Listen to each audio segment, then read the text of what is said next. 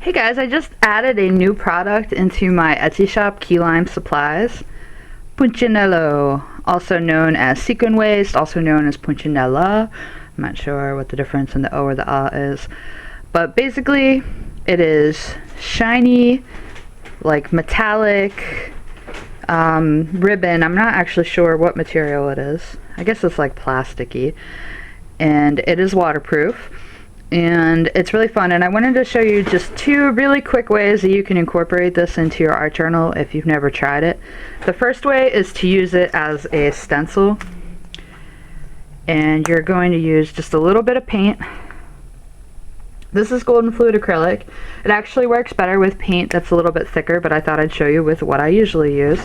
And then this is just a little chunk of cut and dry stamp pad foam, which is by Inkessentials. You could also use, a lot of people use makeup brushes. I just happen to have a bunch of that, so that's what I use right now. Now, the most important thing is to not have too much paint because it will sink underneath and then you won't get the effect that you want. So what you're going to do is like kind of dab into here and then dab off. Wax on, wax off. So you have color, but it's not super mushy. And now you're going to hold this into place and just go over it lightly. Don't put too much paint in any one place because it'll kind of mess it up. Now pull it up, and here is the result, which is pretty cool, right? You can add that, you know, on top of pages later. This just happens to be one that I am working on for another project, so I'm just going to go ahead and add a little more. And you'll see you don't really have to add more paint for a while. It holds a lot, and it starts to get a clearer impression the more I go.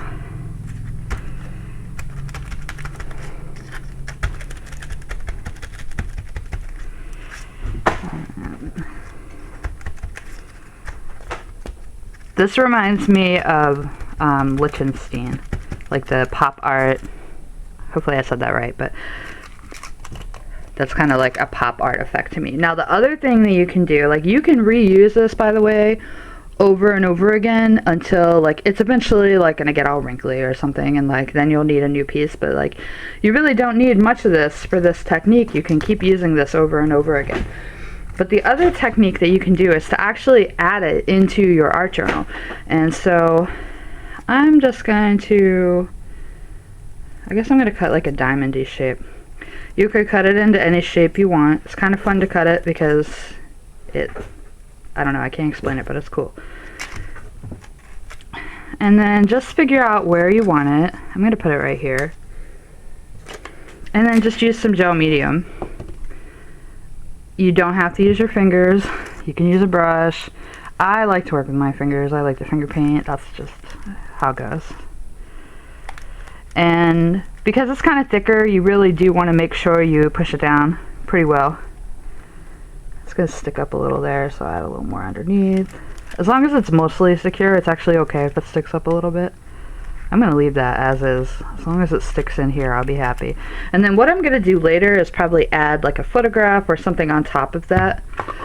Let me pull it up so you can see it a little better.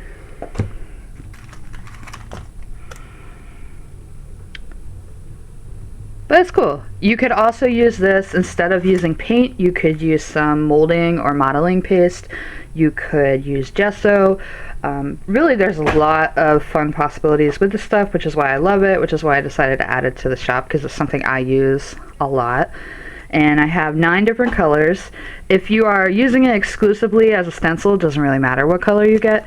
If you want to add it in, then obviously you want to have color choices. Now people actually, what this is technically, like what people do with it, is they make bows and stuff out of it. Like with a nice long piece, you can make some really cool looking like big bows or like wreaths out of it.